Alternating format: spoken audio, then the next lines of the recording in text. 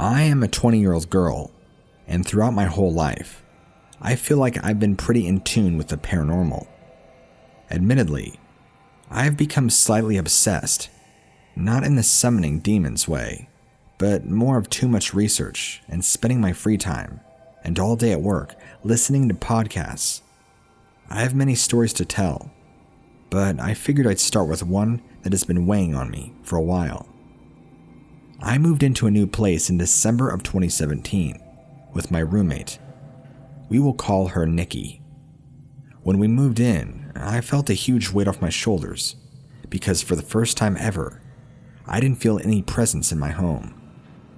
Skip forward to about May, and things had been going pretty well when we found out that a family friend who was 16, we'll call her Morgan, didn't have a place to live.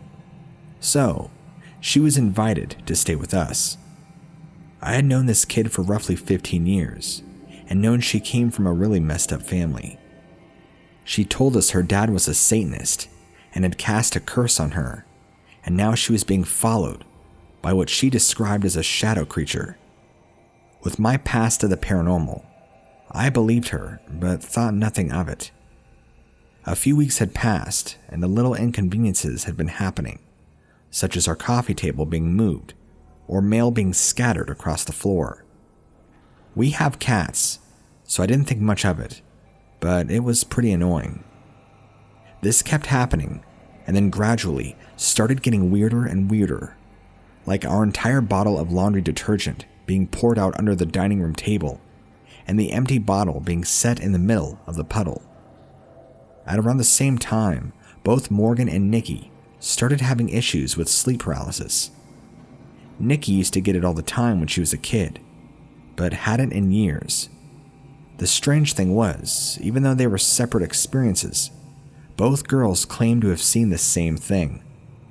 A child-sized black figure. The body was small, but the head was way too big, and the hands were very long, but they couldn't see any other features, just a black outline.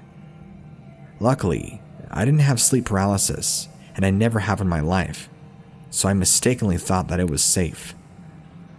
One night, I was home alone and was in a deep depressing mood. Everything in the house felt so heavy. I decided to take a nap on the couch. When I woke up, I couldn't breathe. It felt like somebody was pushing on my chest, so I sat up and the pressure was gone. It was then that I noticed the room was dark, like unnaturally dark. My TV was on, and the hall light was on, so there's no reason my little portion of the living room would be so dark. I decided to not think about it and turned the TV up, then started scrolling through my phone. A moment later, I felt a heavy footfall come out of the kitchen, directly up behind me. It sounded like a full-grown man. I thought someone had come into the house while I was asleep, because we always left the sliding glass door in the kitchen unlocked. Too afraid to turn around and look, I took out my phone and went on my Snapchat. I turned on the flash, and when I switched it to the front-facing camera, my screen went completely black, and my flash wouldn't work. So I drew the courage to turn around. I saw nothing, and instantly, the room was light again. I grabbed my keys and got the hell out of there until my roommate was off work.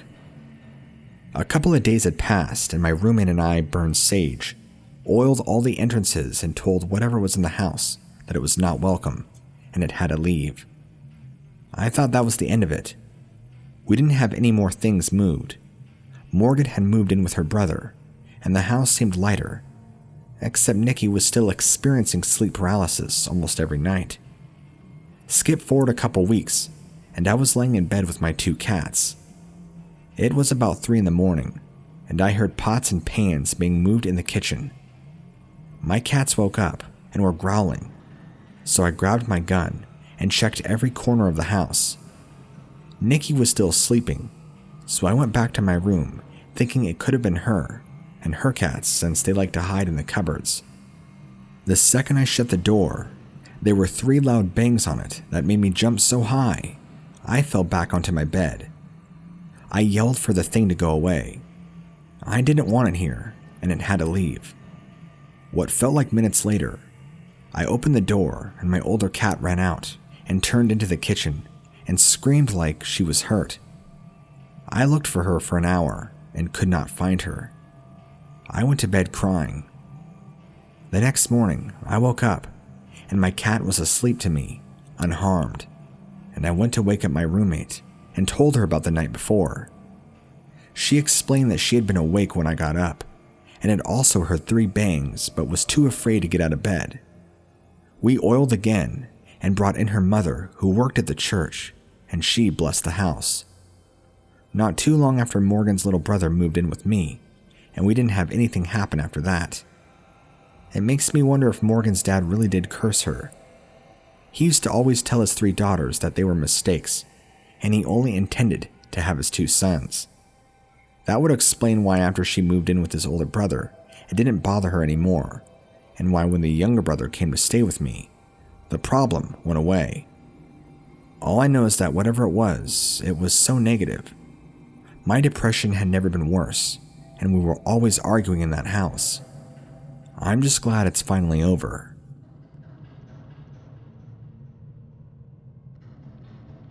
I'm a 29-year-old female, and as recently as September of 2019, I purchased a house. It's an older home, built in the 1800s. It's sturdy and has plenty of rooms, 2 bedrooms upstairs and down. My room, the largest of them all, has a walk-in closet the size of a small child's bedroom, a crawl-space attic above that, and finally, at the back of the closet is a door to an unfinished, unused type of walk-in attic space. I wanted to turn it into a small reading nook in the future, but now my unease towards that area is becoming unresolvable. I almost never use my closet. I've noticed small things here and there that hint at the paranormal. Despite my sensitivity to the realm, I try to explain happenings rationally before outright jumping to demon in my house. Such things include shadows without a source, voices from my closet, items missing or moved, cold spots, bangs on the walls, doors being closed that I'd left open, etc. Typical spooky stuff. A lot of these things can be explained by me being forgetful, or the fact that the house is almost 200 years old. However, no touching until this morning. I'm a bartender, and my night ends at around 4 a.m. By the time I'm finished at work, get home, get ready, and into bed. I was laying in bed, sleep mask on, stories queued up and ready to sleep to. I turned out my light and settled in. I was still wide awake and just getting comfortable. I'm a left side sleeper, and I'm stretched into my favorite position. Legs stacked, right foot behind left, with the left inside of my foot touching the mattress. Imagine a very loose fetal position. So I'm comfortable, and suddenly, I feel the sensation of a finger press gently into the inside of my right foot, the one against the mattress, and travel from my arch to my heel and sink away. I tried not to panic. I kept my breathing steady, and I thought through every rational explanation I can come up with and rolled over. Similar position, opposite side. It didn't happen again, and I willed myself to sleep. As I mentioned before, I have seen and heard hints towards the paranormal, but only recently have things escalated. This touch wasn't the first occurrence of it letting me know. It is, however, the first that I can't justify with a rational answer. The first time was before the light in the hall had been installed, so there was no light to go by. I just had left my bathroom and stepped onto the landing of the stairs when I heard the shower door rattle and slide partially. My cat was steadily beside me, bouncing and chirping, because I was headed downstairs, and at the noise, she stopped and turned to the bathroom. As I put my foot out to take a step down, I heard the landing behind me creak and groan, as though weight was being put on it, heavier than mine, and painfully slow. I felt an agonizing sense of dread that somebody was towering over me in my small hallway. But I chose to ignore it and just went down the stairs with my girly, eagerly racing heart. I rationalized it's an older home and it croaks and groans, but I still called my boyfriend and explained what happened on my way to work. He has seen and felt things here too, and I think that's why he doesn't stay the night much anymore at all. I know it's because I started doing renovations to the house. I'm trying to return it to the glorious old house it once was, with very minimal modern flair.